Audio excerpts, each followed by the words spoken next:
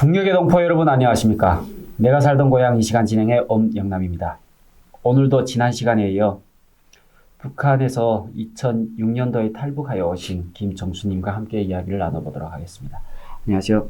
안녕하세요. 네, 지난 시간에 제가 너무 마음이 아파서 조금 주책을 드렸습니다. 네, 그래서 그렇게 다치셔가지고 병원에 지금 있는데 결국은 그 중국 조선족이 네, 맞나요? 조선족.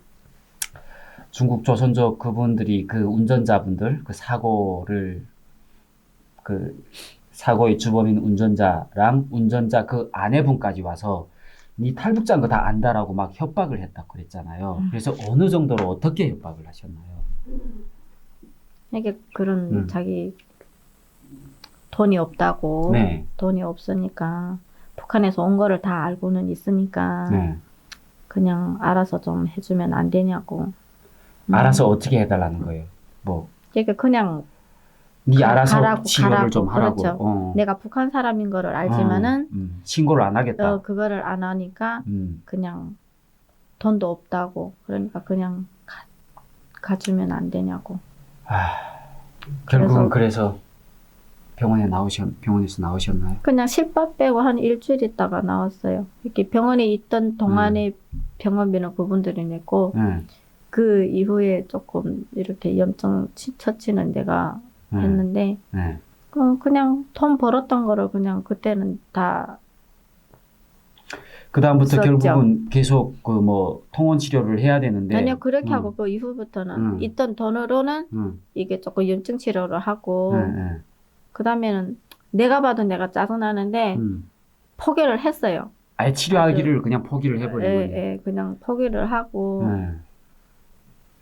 그 다음에 그냥 할머니한테 가가지고 할머니 집에 있다가 그렇게 할머니가 또 오히려 또 후회를 하시더라고요. 괜히 보냈다고.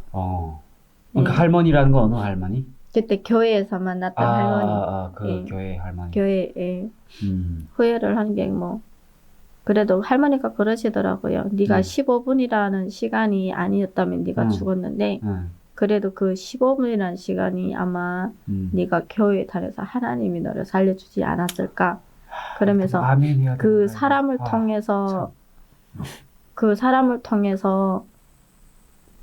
저를 깨워줬잖아요. 이렇게 하나님이 그 사람을 통해서 너를 살렸으니까 그냥 용서하라고. 네가 지금 현재 살아 있잖냐고. 근데 할머니가 그냥 그렇게 말씀해 줘가지고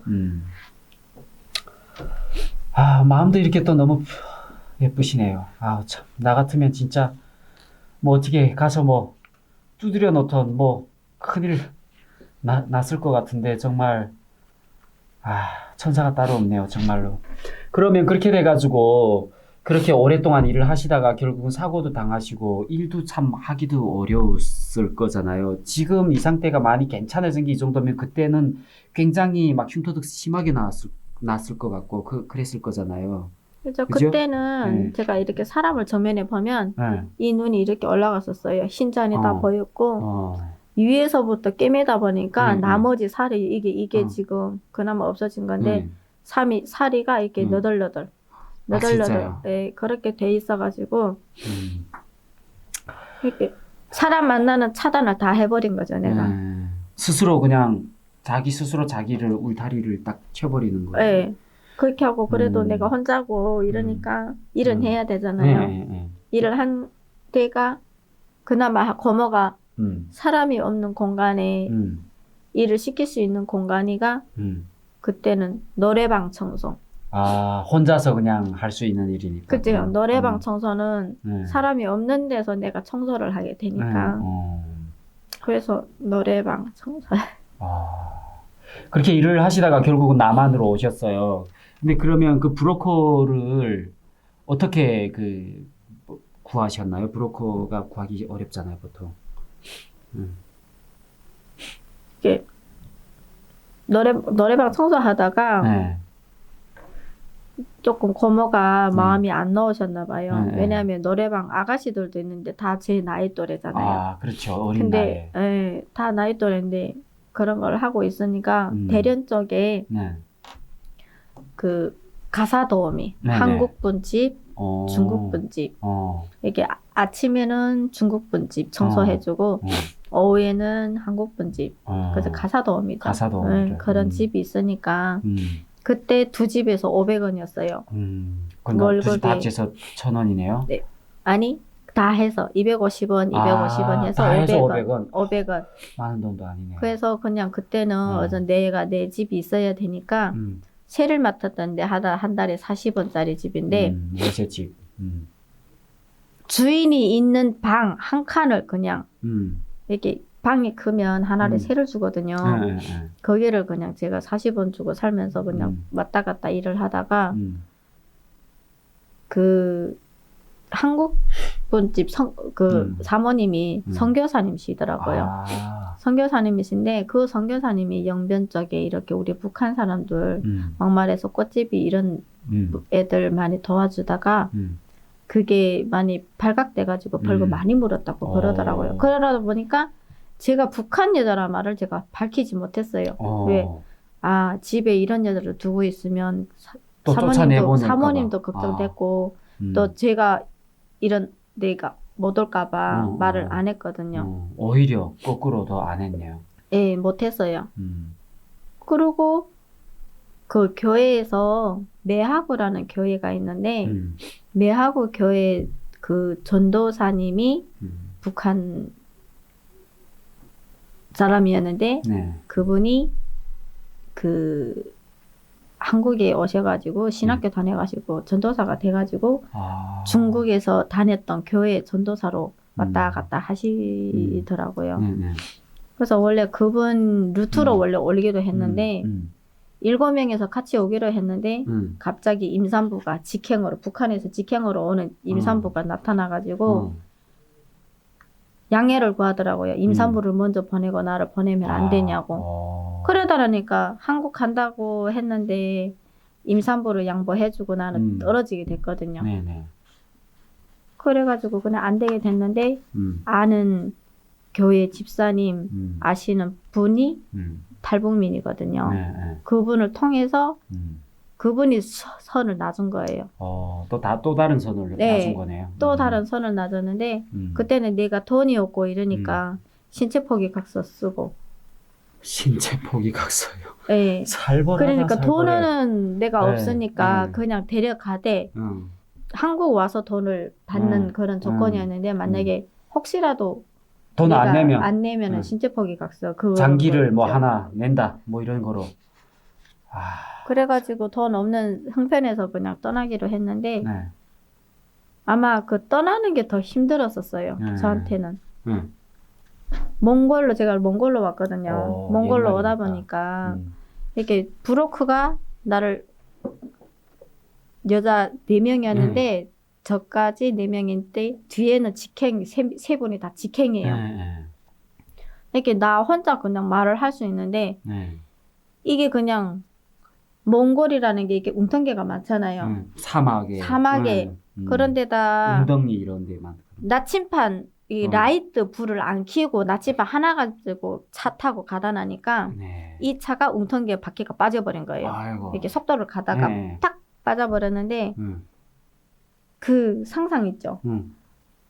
웅텅개 빠지면 아무래도 이 몸이 자동적으로 그냥 자동적으로 유리를 박게 되는데 그 충격이 하도 컸는가 내가 유리를 박았거든요. 내 머리가. 진짜요? 또 유리를 박았어. 유리를 박았다 나니까 유리가 이 통째로 차 유리 통째로 이렇게 떨어지려고 하니까 기사가 그 브로커가 유리를 잡고 나는 뭐 혹이 이렇게 나왔는데 그때 기억을 잃어가지고 기억을 또 잃으신 거예요?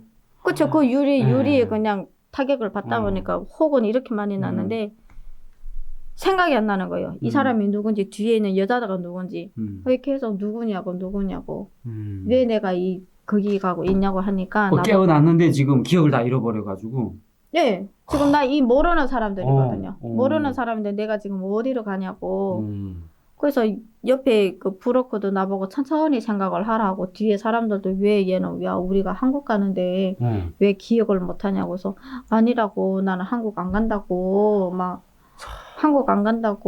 그래서 내가 왜 여기에 있냐고 막 그게 기억 네. 상실증이라는 게 나도 TV를 보면 네, 그거를 네. 보다가 아, 나도 그때 저런 거 있었지. 그게 야. 5분이었어요. 근데 5분이라는 시간이 이 음. 기억이라는 것이 음. 진짜 안 오면은 내가 어렸을 때 그 고생했던 거를 다 잃어버릴 가는 그런 거 있잖아요. 아예 기억이 싹 다 싹! 지워져 버리는 거죠. 예, 아주 없어졌어요. 내 머릿속에 어. 백지화가 다 돼버린 거예요. 그 아. 공간 자체가. 어. 근데 한참 있다가 생각한 것이 아, 내가 한국 가는 거구나. 아. 한국 가는 거구나. 그 다음에 하나, 둘 생각한 것이 음. 여자들이 이렇게 아, 우리가 같이 이렇게 같이 가지? 음. 이렇게 그분들도 많이 놀랬다고 하더라고요. 참. 그런데다가 브로커가 음. 우리를 국경까지 넘겨주고 먹을 것을 사줘야 되는데 하나도 안 사주고 3일을 굶었었거든요. 그 브로커도 진짜 악덕 브로커네요, 진짜. 왜 그걸 3일 동안 어떻게 굶어서 어떻게 살았어요? 굶어가지고 못 살았거든요. 물도 없이 그냥 이렇게 우리는 몽골 군대들한테 잡혀야 되는데 몽골 군대 그림 파리도 지금 보기 힘들고 진짜 밤에 같은 경우에는 어디 나침판도 망가진 나침판을 쳐가지고 방향이 막 틀리는 거. 방향도 없고 근데 세상에. 이 여자 세 분들은 직행이잖아요. 직행인데도 아무것도 모르는 데다가 내간 나침판을 갖고 있는데 이게 방향 없는 거니까 여자들이 또 세잖아요. 짜증나고 하니까 둘이 또 서로 다투고 이러니까 많이 힘든 면도 있었는데 3일째 만에 이런 군인들한테 3명인가 오더라고요. 거기에 막 총을 겨누고 막 해가지고 잡혀가지고 들어가는데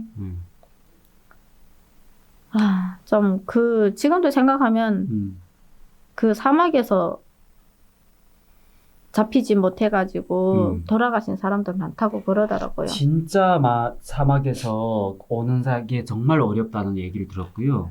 그리고 진짜 그 사막이 추우니까 그러니까 여름에도 얼어 죽는다고 하더라고요. 그러니까 낮에는 엄청 덥고 밤에는 엄청 춥고. 그래서 그 저체온증으로 많이 죽고 그리고 사막에서 방향을 못 찾아가지고 계속 한 자리 뺑글뺑글 돌다가 결국 굶어 죽는 그런 경우가. 근데 어찌 보면 그래도 먹을 것도 없는 상황에서 3일 만에 만난 게 정말 다행이네요. 정말 너무 다행이네요. 오히려. 그렇죠. 참. 근데 그게 제가 듣기로는 또 그렇게 어렵게 몽골로 이렇게 해서 왔는데 그 보통 기다리잖아요. 뭐 몇 달도 기다리고 하는데 본인이 엄청 몸이 안 좋아져가지고 결국은 다른 분보다 빨리 오셨다고. 근데 어느 정도로 몸이 안 좋았길래 결국은 그렇게 빨리 올 정도로 됐나요? 그러니까 저도 모르겠어요. 왜 그랬는지는. 근데 군인들 앞에 잡혀서 그렇게 임시 조사받는 데 있거든요. 거기까지 가서 밥을 못 먹었었어요. 밥을 원래 못 먹은 데다가 아마 그게 보름이 있었어요. 그 사령부에 보름이 있었어요. 보름 있는 동안 계속 오바이트한테 생피만 그냥 토하고. 계속 토하는 거. 그냥 피만 토했어요. 그냥 세상에. 피만. 그러니까 음식물이 아닌 피만 토하니까 그게 번역하는 언니가 있었거든요. 그 언니가 군인 그 병원 의사한테 말을 하니까 그 의사가 하는 말이 조선 사람은 그 김치 먹잖아요. 고춧가루에다가 고추장 먹고 김치를 먹으니까 그게 위에 들어가서 퍼져서 피가 된다는 거지. 그건 무슨 그 의사 맞아? 그러니까 그 언니도 이해가 안 되고 나는 계속 토하고 이러니까 무슨 의사가 고춧가루를 먹었는데 피가 된다는 그런 의사가 있어. 퍼져 있어가지고. 세상에 그게. 그러다 보니까 그러면 증거를 내놓으라 해가지고 증거를 보여줬더니 그 사람 보기에도 생피잖아요. 바로 그냥 군인병원 가가지고 내시경 하는데 진짜 수면도 안 하고 그냥 이런 굵은 대를 그냥 맑은 정신이었는데 그때 보이는 것이 이게 삼각형으로 위에 그냥 진짜 터지기 직전이라 그러더라고요. 위천공. 위가 그냥 거의 터질 뻔한 거의 터진 거네요. 위천공이니까.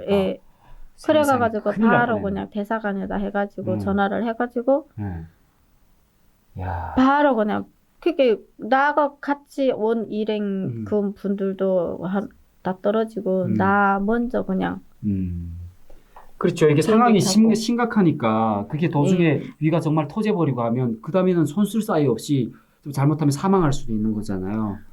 그래가지고 그냥 바로 비행기 타는데 아까 기자님 말씀해드릴게요. 한국 오면서 그런 뭐 인천공항 네. 오면 막 기내식 뭐 어쩌고 막 그 황홀한 느낌? 예. 이렇게 음. 그런 자체 느낌이고 황홀한 그런 거 없었어요. 그렇죠. 네. 느낄 수가 없죠. 아파서 자체가. 지금 실려오는데. 참. 이렇게 내가 공항을 지났나? 비행기를 네. 탔나? 하는 그런 느낌이 있잖아요. 참 끝까지 여기에 남한에 오시기까지 너무나도 힘들게 오셨네요. 그러면 이게 오셔가지고 아파가지고 왔으니까 결국은 여기서 치료도 받았을 거잖아요. 치료, 예, 받았죠. 네. 받으면서 조사를 했는데, 네. 그냥 죽 먹고, 먹으라는 약 먹고 이러다 보니까 없어지더라고요. 위가 다행이네. 정말. 그랬더니, 응. 뒤에 오신 분들은 내가 응. 깨병 썼다고. 꾀병. 예, 옛날에 그런 분들이 많았대요. 밥을 안 먹고 단식 투쟁해가지고 몸이 네. 허약하면은 비행기 바로. 근데 그거하고는 다르잖아요. 내가 죽게 피를 생겼는데. 토하면 것까지 봤잖아요. 그 꾀병으로 그게 나오는. 참. 이게 좀, 이게 참 저도 이런 얘기를 들어보면 그래도 뭐 그분들한테도 셀프 변호를 좀 시켜드리자면 워낙 그 몽골이나 태국이나 이런 데서 기다린 게 막 6개월씩 기다린다고 하더라고요. 어떤 분들은. 그쵸? 그러니까 그 감옥 같은 데서 6개월을 기다리다 보니까 얼마나 하루를 먼저 가니 1시간을 먼저 가니 뭐 이런 것 때문에 엄청 싸우거든요. 그래서 심지어 이거는 태국에서 있었던 일인데 임산부하고 어르신하고 싸워가지고 임산부가 돌아갔어요. 그러니까 그렇지만 흉기로 어떻게 해서 막 제가 구체적으로 방송용이 아니라서 구체적으로 얘기할 수가 없는데 그 정도로 스트레스가 쌓여 정도로 눈앞에 보이는 게 없죠. 그러다 보니까 이자처럼 먼저 온 사람 다 나와 한국에 의술이 좋아서 나온 거지 본인이 깨병신 건 절대로 아닙니다. 혹시 이 방송을 보시는 분들 중에 그때 같이 온 일행분이 있다면 제발 그런 건 아니었다라고 좀 오해를 푸셨으면 좋겠습니다. 그렇게 오셔가지고 결국에는 그럼 위는 위다고 치고 그거는 치료받았다 치고 많이 그때 이렇게 흉터가 많이 남았을 거잖아요 얼굴에. 그럼 그런 수술도 하셨나요? 하나원에서? 하나원에 왔을 때 네. 일일이 다 그 건강 체크를 하더라고요. 아. 그러면서 얼굴이 왜 그러냐고 네. 해서 이렇게 하니까 명단을 나로 빼더라고요 따로. 네, 빼가지고 하나원에서 천안 당국대에 네. 거기 병원으로 가가지고 그냥 성형 수술하고 성형. 거기서 네. 거기서 성형하고 하나원에 있을 때만 해도 왔다 갔다 이렇게 그래도 상처 보고 이래가지고 네. 괜찮았었는데 네. 퇴소하는 날 네. 실밥을 뺐거든요. 네. 그러니까 내가 대한민국 발을 디딜 때 실밥을 뺐으니까 그러니까. 그 다음부터는 내가 알아서 하는 거죠. 그러니까 그 다음부터는 뭐 치료비고 뭐고 일체 다 내 자부담으로 해야 된다. 제가 하는 거니까. 그래가지고 처음에는 그냥 퇴소해서 집에 있으면서 그때는 제가 얼굴 이렇게 그러니까 지금은 괜찮아요. 그때는 실밥을 금방 빼고 하니까 내가 봐도 누구 봐도 어디가 칼 맞은 것처럼 이렇게 그렇죠. 빨간 줄 칼 맞은 것처럼 어디 가서 일을 할 수는 없는 거잖아요. 그래서 또 뭐 2주에 오세요, 뭐 한 주 있다 오세요 이렇게 가면 말없이 갔었는데 그 돈도 브로커비에서 300만 원을 우리가 타잖아요. 저희 때는 그렇죠. 300만 1인당 원인데 300만 원. 저희 때는 300만 원이었는데 브로커들이 귀신같이 집 앞에 와 있더라고요. 왜냐면 나는 돈을 못 주고 왔고 신체 포기 갔었으니까 그러니까, 우리 집에 와 있더라고요. 그래서 왜 오셨냐고 돈 받으러 왔다고. 그래서 300만 원에 그래서 제 200만만 줬어요. 그래서 그렇죠. 왜 200만 주니? 그래서 저 올 때 진짜 죽기 개고생했고요. 먹을 것도 없었고 아무런 그런 것도 없어가지고 저 100만 못 줘요 했더니 안 주면은 가만 안 놔놓으면 그러면 안 줄 테니까 법원에 와서 받으시라고. 그렇게 그 100만 원 가지고 내가 시중에 돈이 있다기 그거밖에 없으니까. 그렇죠. 그래서 천안 당국대 왔다 갔다 했는데 그게 아침에 가면 저녁에 와요. 이게 예약 시간도 있고 또 끝나고 또 기다리고 기차 타고 이러니까 가면은 그냥 25만 원. 한 번에 갈 차비까지 때. 왔다 갔다 왕복 차 타고 이렇게 하는 것이 3번을 갔었어요. 3번을 갔는데 도저히 내가 감당이 안 되죠, 그게. 예. 뭐 기본적으로 그게 건강보험 다 적용이 되고 25만 원이니까 당시 다 수중에 있는 게 100만 원밖에 안 됐잖아요. 다행히 그 브로커비 안 쪘으니까. 그러니까 그것도 걔네들이 먹을 것도 안 주고 아무것도 안 주니까 화가 나가지고 결국은 안 주신 거잖아요. 근데 200만 원이면 사실 그때 당시 250만 원 정도밖에 안 했거든요. 그때는. 그때 막 400만 원씩 하는데 그거는 약간 좀 심하게 좀 강도질하는 사람들이고 기본적으로 250만 원, 좀 비싸면 300만 원인데 200만 원이면 기본적으로 다 주신 거예요. 근데 문제는 그 정형외과 그 수술하는 비용이 다 제하고 한 번에 나갈 때마다 25만 원, 몇십만 원씩 나가니까 감당이 안 되는 거죠, 당연히. 안 되겠더라고요. 그러니까 지금도 결국은 그때 이후로 치료를 못 받으신 거예요. 안 받은 거죠, 그냥. 그러니까 결국은 그냥. 돈이 없어서 못 받은 거죠. 그렇죠? 예.